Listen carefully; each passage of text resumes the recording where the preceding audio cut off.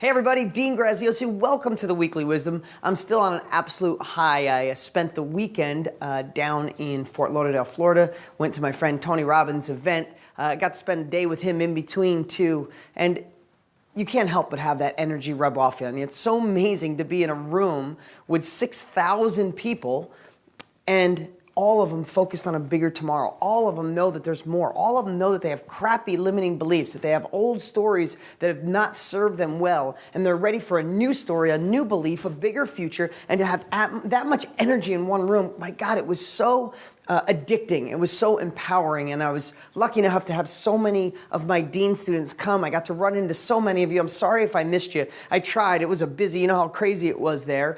And I also had some really good friends of mine, dear to my heart, come to the event. One I've known since 5th grade and totally got him on track. Sometimes a prophet's not welcome in their own town, right? He's my friend. I'm always encouraging him. But to watch Tony gave him a different perspective. And now he's ready to jump in with real estate. He literally has called us nonstop today. He's like, okay, I'm ready.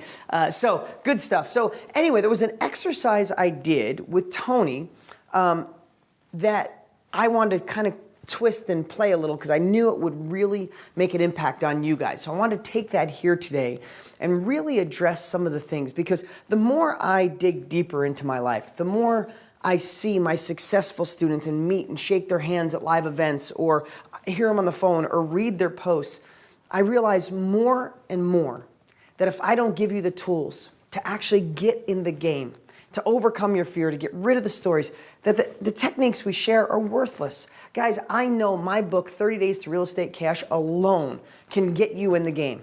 So why isn't everybody who has that book doing it? It's because of all the other factors in their life. Those of you who go to my amazing live events, or you're coming down to the edge, or you're an insider elite member, and I know I have an army of people making money, but those of you making money, I want you to go faster. And those of you that haven't done a deal yet, I want you in the game. So only thing I know to do is to deliver everything that gets me over my hurdles and what gets my top students over their hurdles and all the people I get to meet. So here's what I want to talk about today.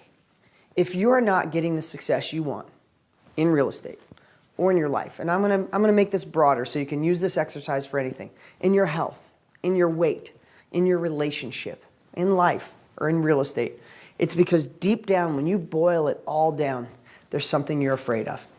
There is. There's something you're fearful of. So I want you to do this exercise. And I want you to write down, what's your biggest fear? What is your biggest fear? If it's in your personal life, did you have a bad relationship and deep down, knowing that relationships could cause pain, your subconscious linked pain and relationships, and you've sabotaged every relationship you've had since then because your subconscious is trying to protect you because deep down you're fearful that it's going to equal pain again. Have you, in real estate, did you have parents or grandparents that went through the Depression and they told you your whole life that if you make the wrong move, if you step outside the box, if you don't paint inside the lines, if you don't follow and walk the line like everybody else does, that you could lose everything, that you could start over and you'll look stupid, you'll look silly, you'll go broke, you'll go bankrupt? Is that a fear of yours without even realizing? If you really dig deep, what's your fear? Do you have a fear of failing? Do you have a fear of not looking good in front of your peers? Do you have a fear of making a mistake? Do you have a fear of talking to people? What if someone calls me off a bandit sign or a Craigslist ad and they want to talk to me about real estate? I don't know what to do. What is your fear? I would love for you to stop this video if you can right now and really, you're probably saying, Dean, no, I tried this, it's because I don't have time. It's because try to go deep, like the 7 levels deep, if you ever did that. Go deeper on finding the root of your fear. Pause this right now and write down, what is that fear? Then when you come back, or if you do this at a later date, I want you to write down what that fear has cost you to date. What does that fear cost you? If you have a fear of failure and that paralyzes you at any given moment, you're going to jump in, you're going to make that. So many of my students, I'm going to digress for a minute. So many of my students say, Dean, it's not working for me yet. I'll say, how many offers have you made? Well, none. How come? Well, what if I make the offer wrong? What if the person laughs at me? What if I fail? I'm not going to discredit that because that's a true fear of that person. But what does that fear cost them to date? No deals, spent money for education you're not taking action with, you're going back to a job that you don't like, or you still have the bills that you can't pay, or you still are letting down the people that you want to take care of. You still can't let your wife stay home and raise the kids so they're there with them more, or vice versa. You can't retire your parents. You can't put money away for your kids. You can't put money in your college fund or in your retirement fund so you can be secure when you're older. Or maybe you are retired. Or maybe you're a baby boomer. It's been in a job way too long that you weren't supposed to be in. If you boil down to what it's cost you and you start listing what it's cost you stress, time, love, affection, empathy, time, all these things that could literally be boiled down in a lot of cases to a couple fears. And it could be one deep fear. You know, so many people have a fear of inadequacy.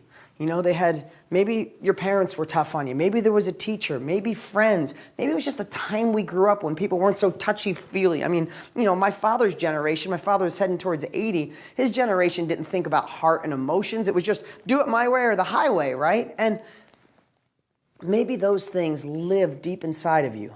Well, I'm here to ask you today to dig in and find what your biggest fears are and go through a deeper level of pain. Yes, a deeper level of pain to find out what those fears have cost you up until this point in your life. And then once you have that, stop the tape and think about this. What if you overcame that fear? What if you overcame that fear? What if you overcame the fear? Let's just say relationships. I'll diversify. You have a fear that getting in a relationship can equal pain that makes you sad, and it's easier to just be alone. That's a fear. That's a deep fear. But what does that cost you?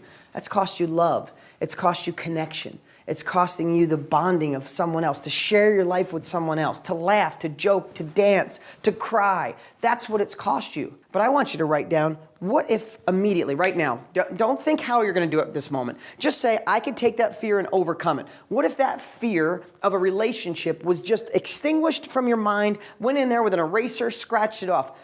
I want you to write down what you could gain by overcoming that fear. Write all of it. Is it wealth? Is it independence? Excuse my sloppy writing. Is it love? Is it time? And make a list. I don't care if it's 100 things. If this fear wasn't in your life, what would be there in your life? Okay, because what I want to tell you is that fear can be conquered. And how it can be conquered, and I've shared this before, but just getting back from Tony's event and spending a half a day with him, you know, the best thing about Tony is he lives what he does. He's not a guy that goes up on stage and gives you all these tools and then goes home and lives this totally inadequate life. And no, he's the man he is at his house as he is when I'm at dinner with him or he's up on stage. And I love and admire that. And he admires that about me because I'm teaching him real estate right now so his in-laws can do it and then he could buy a portfolio. And we just have a great friendship.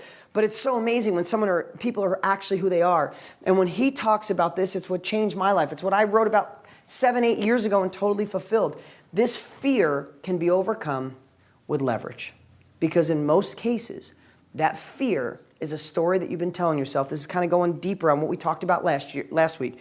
That fear is a story that you've replicated over and over. And right now, your subconscious mind is attached to that story. And no matter what you tell yourself on the outside surface, that fear resonates, and that's what's controlling you. Our decisions on a daily basis are what direct our life. If you decide to let that fear be the driving force to hold you back, your life will continue to be exactly how it is. You might go get some drinks one night and feel a little different. You might be on a high one day because someone looked at you, you had a glance, or you had a promotion, or you made extra money. High and then back. When you change and eliminate this fear, when you decide that it's over, it can't hold you back anymore. And this is what you get down here. So how do you change a fear? First of all, you got to get leverage. And see that if other people have overcome that fear and live the life they want, then why can't you? If you're saying relationships are bad, is that true? Are relationships bad? That's like saying planes don't fly. Maybe yours doesn't, but planes fly. And that's like saying real estate doesn't work. Guys, I have an army of students all over the country changing their lives every single day in real estate. So does real estate work?